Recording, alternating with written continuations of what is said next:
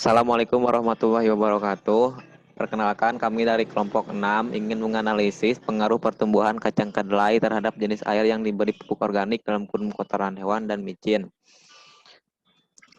Dengan nama yang pertama Akmal Atala Mutakin dengan NPM 10060611903, dan yang kedua saya sendiri Engki Fitri EH dengan NPM 10060611915 dan Desa Putra dengan 10060611935 dari kelas A.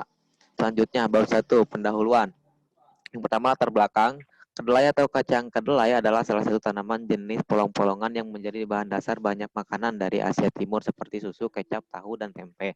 Dengan memiliki kadar protein yang banyak, namun disayangkan, kedelai di Indonesia harus mengimpor dari luar negeri. Padahal Indonesia memiliki kandungan kadar tanah yang bagus dan jenis tanah yang berbeda-beda. Itulah alasan kami ingin menganalisis masalah tersebut dengan menggunakan pupuk organik dan bumbu penyedap rasa. Selanjutnya, rumusan masalah.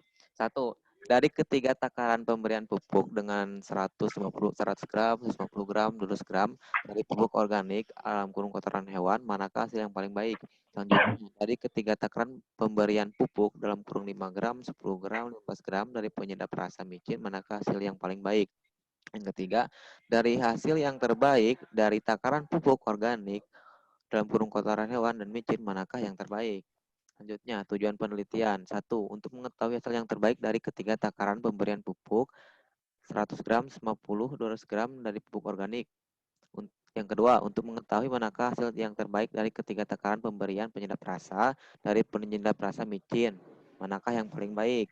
Yang ketiga, untuk mengetahui manakah yang terbaik dari jenis pupuk organik dalam kurung kotoran hewan dan penyedap rasa micin. Selanjutnya, perumusan hipotesa. Di sini ada dua. Yang pertama, H0, pemberian pupuk organik berpengaruh signifikan terhadap peningkatan pertumbuhan kedelai. Yang kedua, H1, pemberian pupuk organik tidak berpengaruh signifikan terhadap peningkatan pertumbuhan kedelai. Yang kedua, 0, pemberian micin berpengaruh signifikan terhadap peningkatan pertumbuhan kedelai. H1-nya, pemberian micin tidak berpengaruh signifikan terhadap peningkatan pertumbuhan kedelai.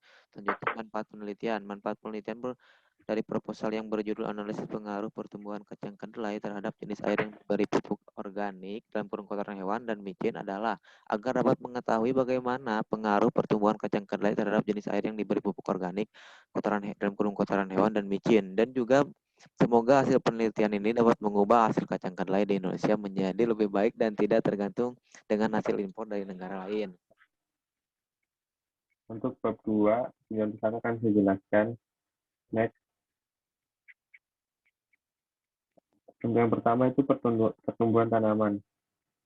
Pertumbuhan tanaman adalah proses perubahan biologis yang terjadi di dalam organisme yang merupakan pertambahan ukuran yang meliputi volume, massa, dan tinggi yang bersifat irreversibel, tidak dapat kembali ke keadaan semula dan bersifat kuantitatif.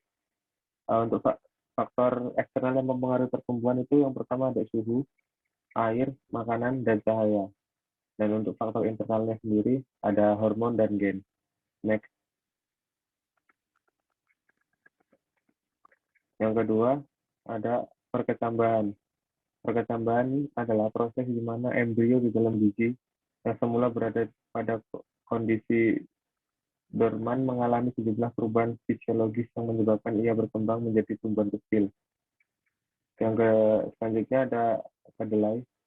Kedelai adalah tanaman yang berasal dari Manchuria dan sebagian Cina, dan terdapat jenis kedelai liar yang tergolong dalam spesies Glycine eucyorhiensis. Untuk yang selanjutnya ada pupuk organik. Pupuk organik itu yang pertama kompos, itu berasal dari sisa tanaman, hewan, ataupun manusia. Yang kedua ada micin atau MSG. Monosodium glutamat adalah hasil dari purifikasi glutamat atau gabungan dari beberapa asam amino dengan sejumlah kecil peptida yang dihasilkan dari proses hidrolisa protein. Dan selanjutnya ada tanah. Tanah adalah sumber daya alam utama yang ada di planet bumi, serta merupakan kunci keberhasilan makhluk hidup. Next.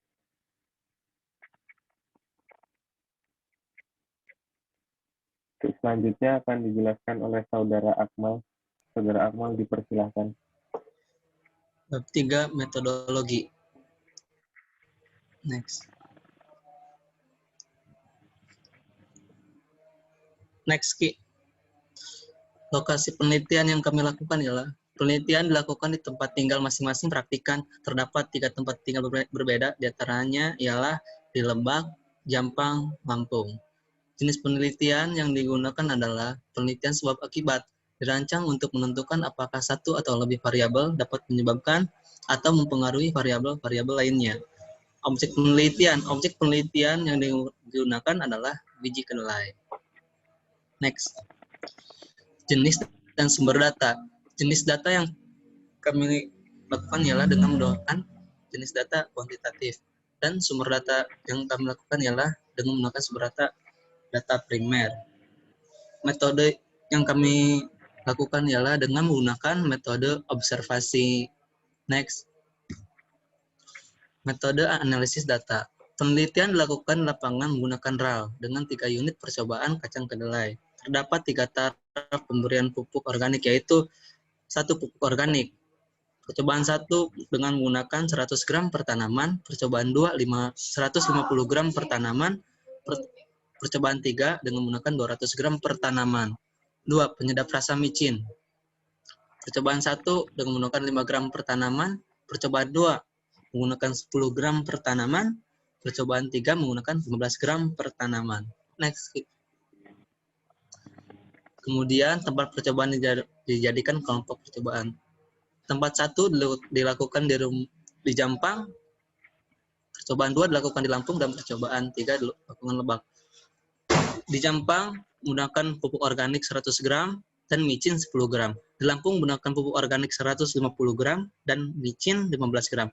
Dan di Lebak menggunakan 200 gram pupuk organik dan micin 200 gram. Lanjut.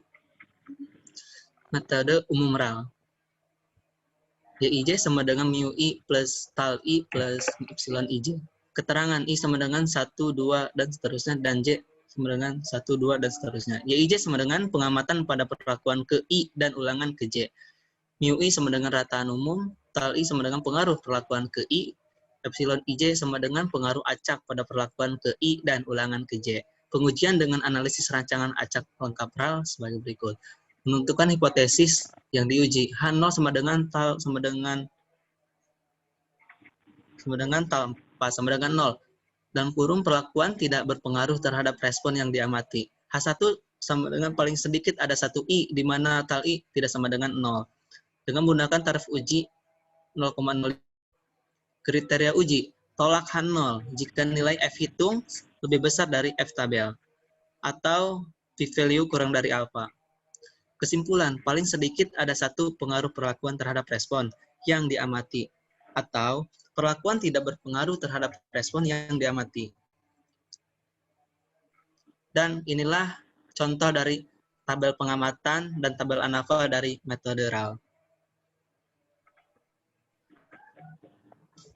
Terima kasih dari kelompok kami. Mohon maaf apabila ada kekurangan, kesalahan, dan lain-lain. Karena di sini juga kami masih dalam proses pembelajaran. Wabillahi taufiq wal hidayah. Wassalamualaikum warahmatullahi wabarakatuh.